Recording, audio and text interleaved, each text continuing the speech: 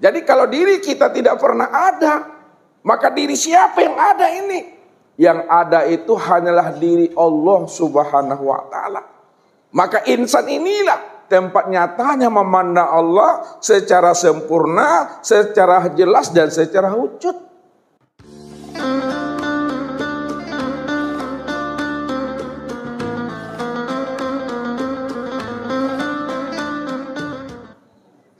Assalamualaikum warahmatullahi wabarakatuh.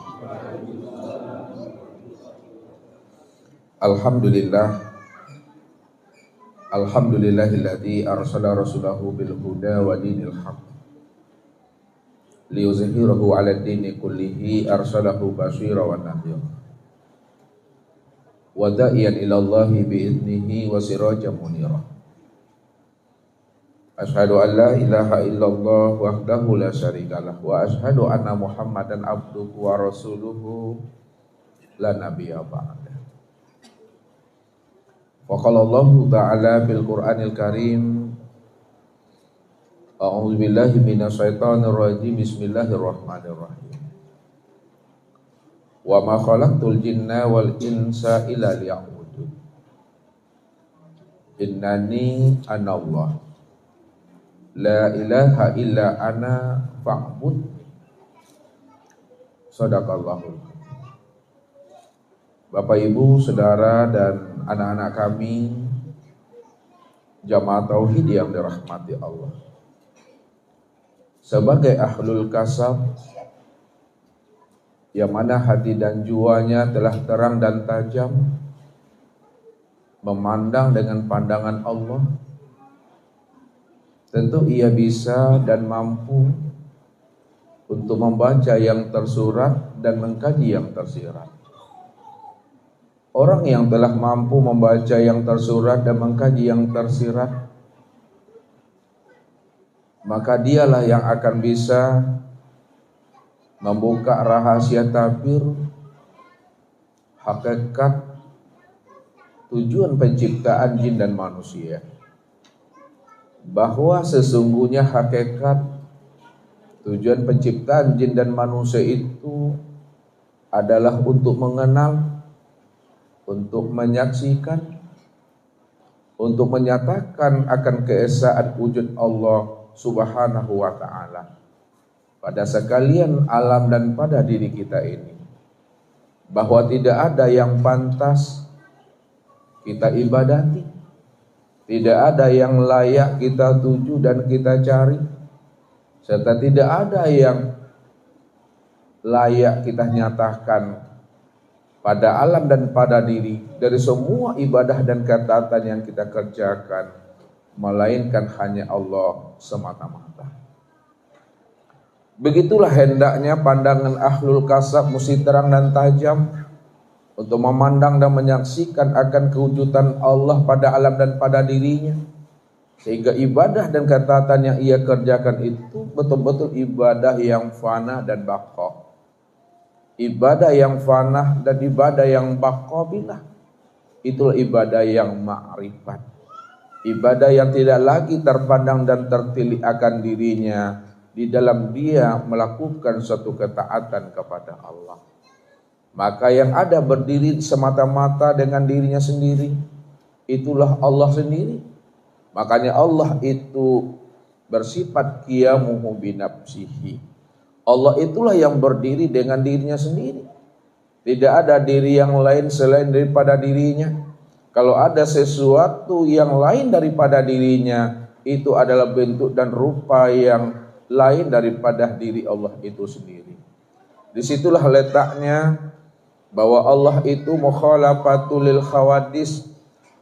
Walaupun dia itu berbeda dengan sesuatu, namun dia itu nyata pada sesuatu. Bahkan sesuatu itu adalah bentuk dirinya yang lain. Diri yang lain itu tiada lain ya dirinya sendiri. Maka yang terpandang, yang tertilik dalam bentuk rupa yang berbeda, tidak lain adalah Allah semata-mata. Namun pengabdian seorang hamba kepada Allah itu Bapak Ibu, kadangkala dibangun di atas pondasi syariat.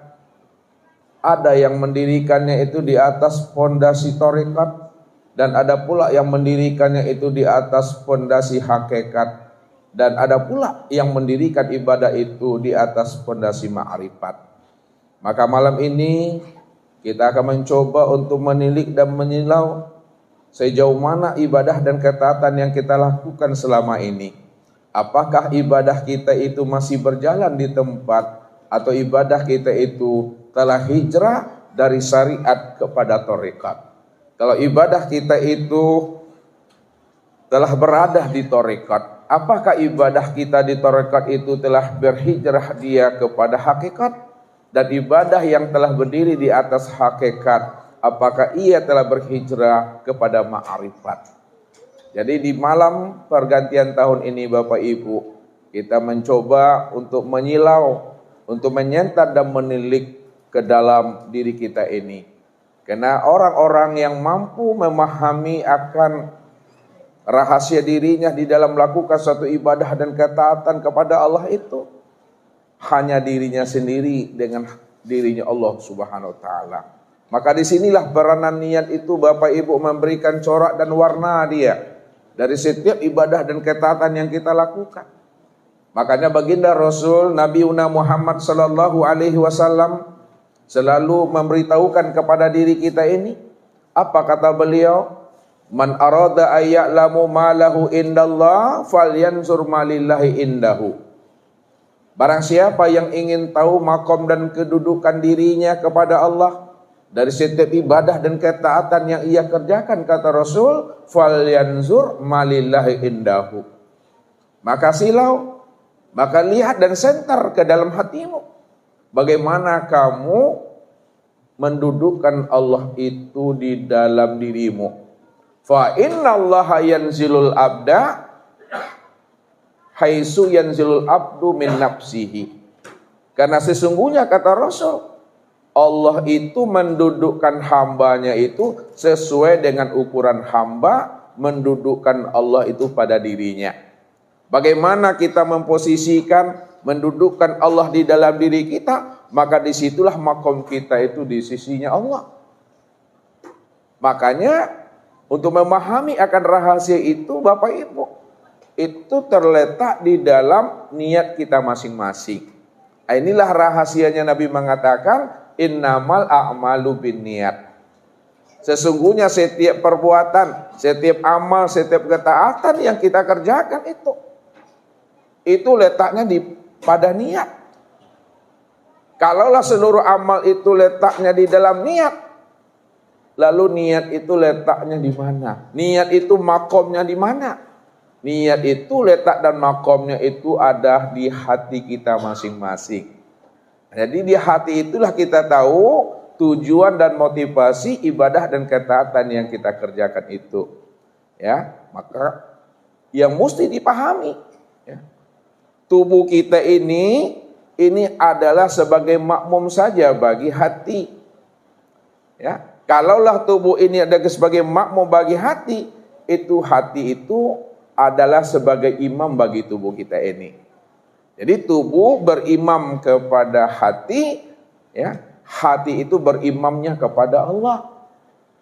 Allah itu berdiri dengan sendirinya. Maka disitulah kita paham, kita tahu akan rahasia tujuan motivasi ibadah dan ketaatan yang kita lakukan. Apakah kita makom kita di syariat atau di tarekat? Apakah makom kita itu di hakikat atau sudah sampai kepada ma'rifat? Inilah Bapak Ibu, malam ini kita coba untuk menuliskan ayatnya. Bapak Ibu semuanya udah hafal ayatnya ini.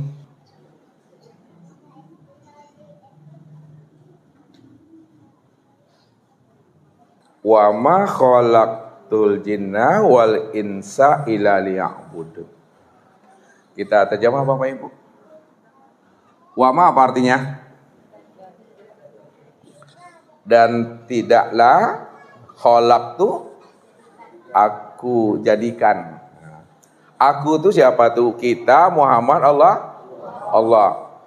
Dan tidaklah aku ciptakan, kata Allah, jinna wal insa, ya, yaitu kaumnya jin dan manusia, illa liya'budun, kecuali untuk menyembah dan beribadah. Jadi tujuan hakikat penciptaan jin dan manusia itu tidak lain adalah untuk menyembah atau beribadah. Kalaulah tujuan Allah menciptakan bangsa jin dan manusia untuk beribadah, lalu apa hakikat ibadah yang dikerjakan itu? Hakikat ibadah ini Bapak Ibu ya, itu adalah mengenal. Hakikat beribadah itu adalah mengenal. Kalaulah hakikat ibadah itu mengenal, lalu apa pula hakikat daripada mengenal? Hakikat daripada mengenal ini disebut namanya dengan musyahadah.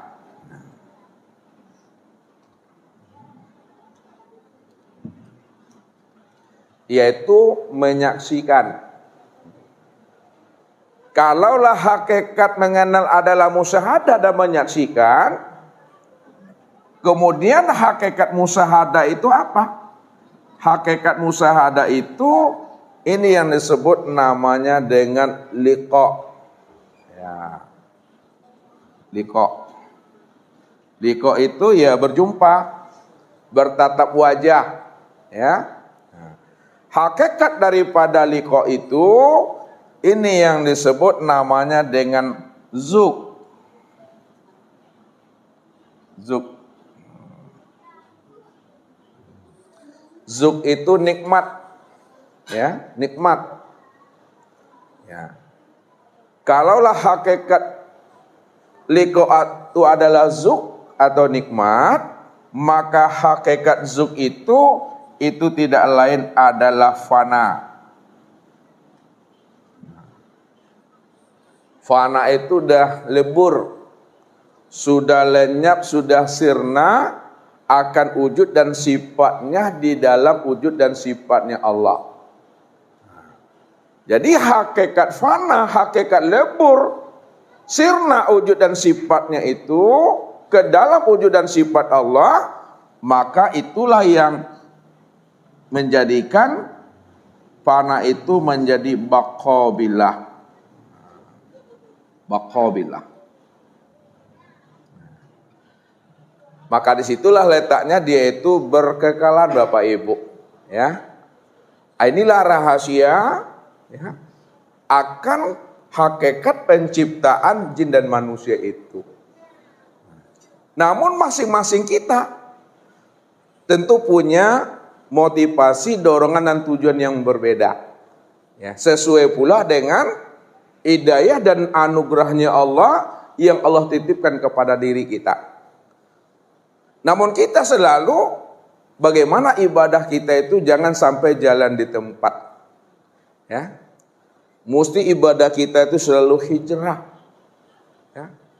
Ya. Bagaimana supaya ibadah kita itu selalu hijrah? Maka selalulah kita itu mengenal dan memahami akan rahasia diri kita ini. Ya.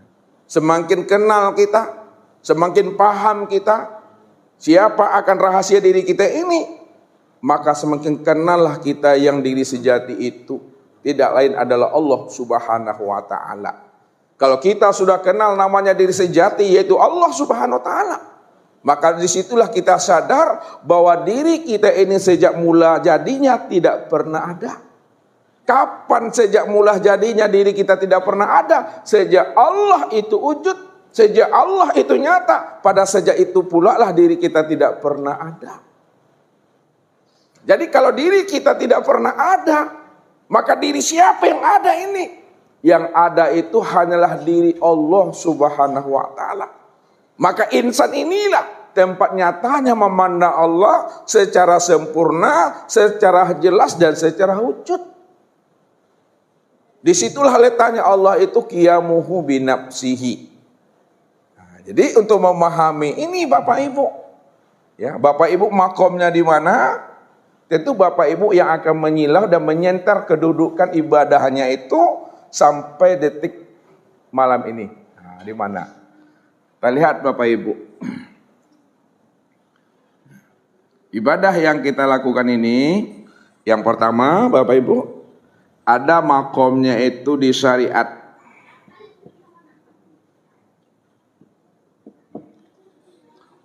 Makom syariat ini Bapak Ibu, ini yang disebut namanya makom mujahadah. Mujahadah.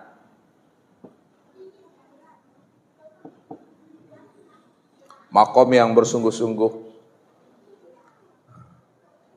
Yang kedua disebut namanya makom thariqat. Makom thariqat ini yang dikatakan namanya makom muraqabah.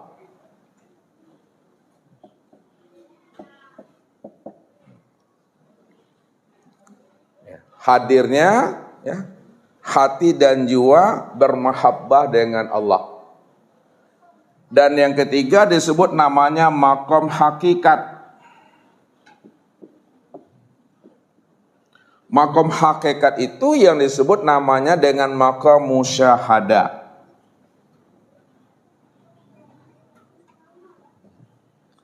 Musyahadah itu menyaksikan kewujudan dan kezahiran Allah pada diri sendiri secara sempurna. Kemudian yang terakhir adalah makom ma'rifat. Makom ma'rifat itu ini yang disebut namanya dengan makom mukasyafah.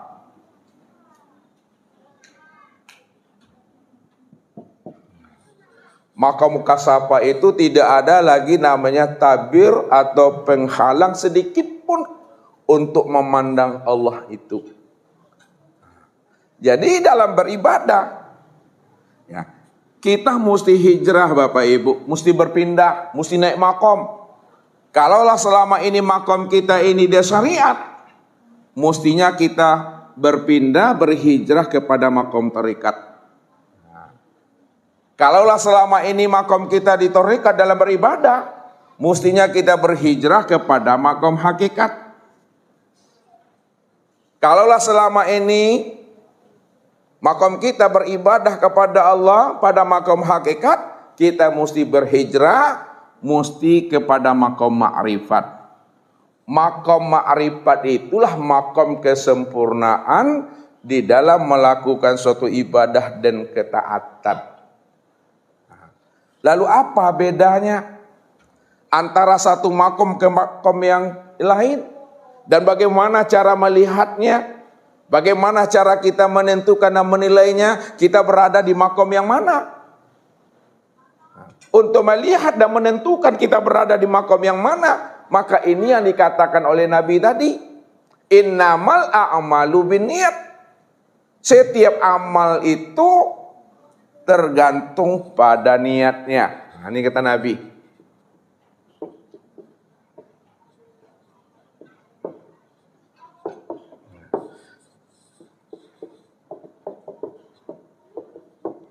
Setiap amal itu terletak pada niatnya. Yang dikatakan niat itu makhotaro bibalika. Yang dikatakan niat, yang terlintas, yang terbetik di dalam hati, itulah yang dikatakan niat. Lalu niat itu makomnya di mana tempatnya? Nah, makomnya niat itu letaknya di kolbu. Kolbu itu ya hati. Jadi niat itu makomnya adalah di kolbu.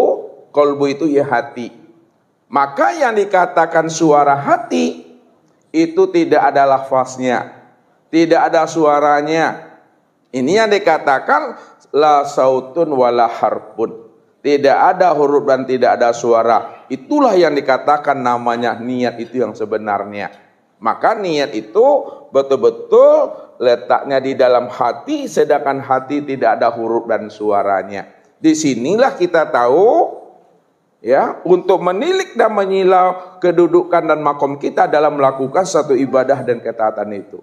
Nah, yang pertama kita lihat makom syariat atau makom mujahadah.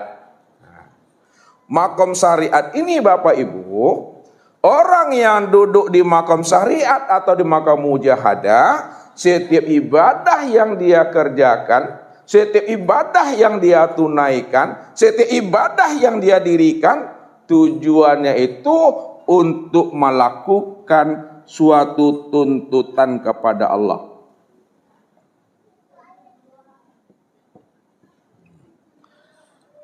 Ya, setiap ibadah yang dia tunaikan itu tujuannya untuk melakukan tuntutan. Nah, maksudnya itu dia beribadah selalu melakukan namanya tawar-menawar dengan Allah.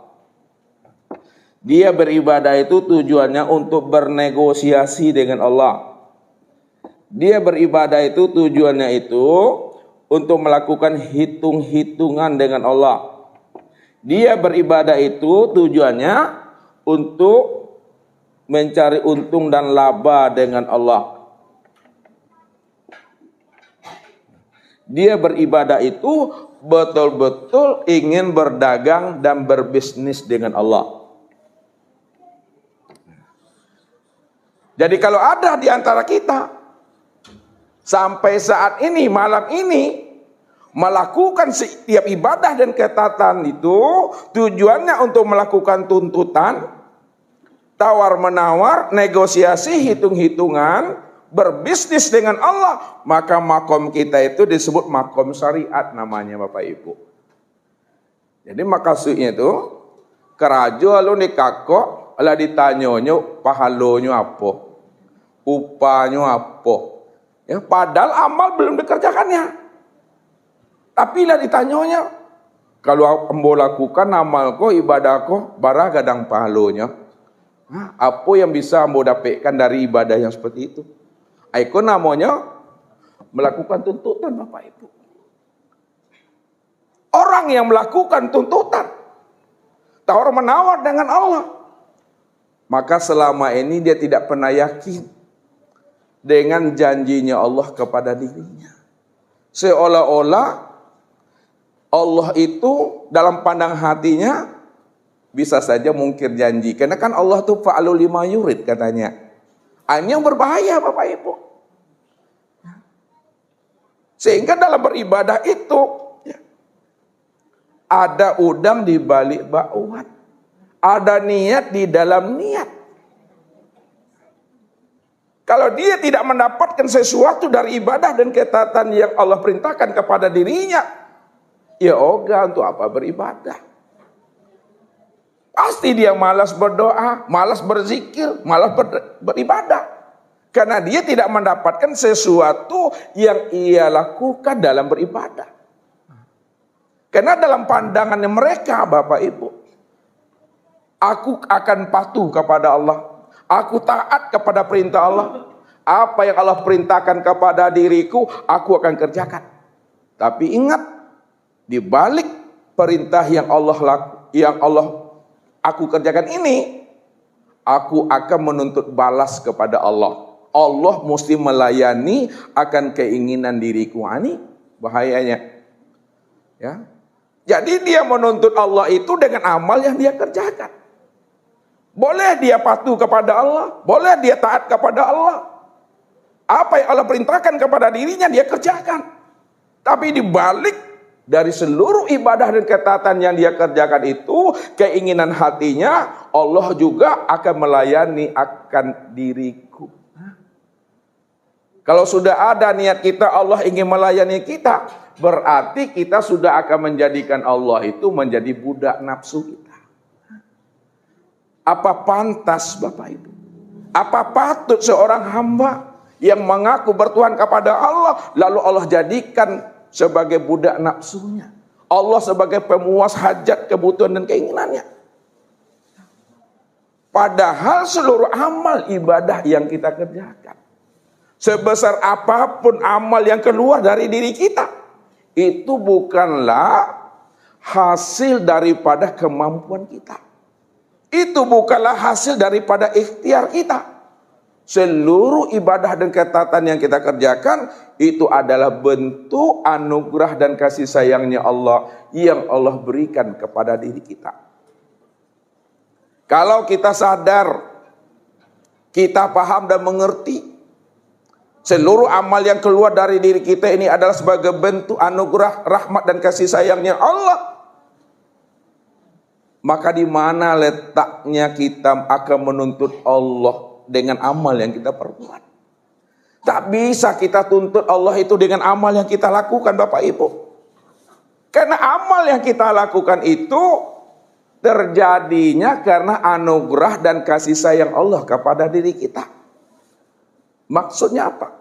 Kalau tidak ada rahmat Allah, tidak ada anugerah Allah, tidak ada kasih sayang Allah yang Allah berikan kepada kita, maka kita tidak akan pernah bisa melakukan ibadah dan ketaatan kepada dirinya.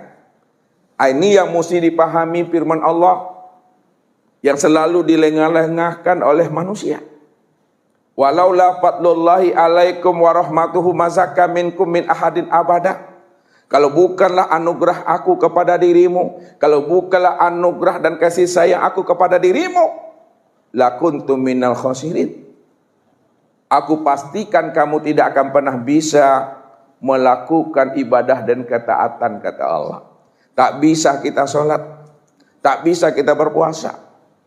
Semuanya ibadah yang kita lakukan, mampunya kita beribadah, itu karena anugerah Allah kepada diri kita.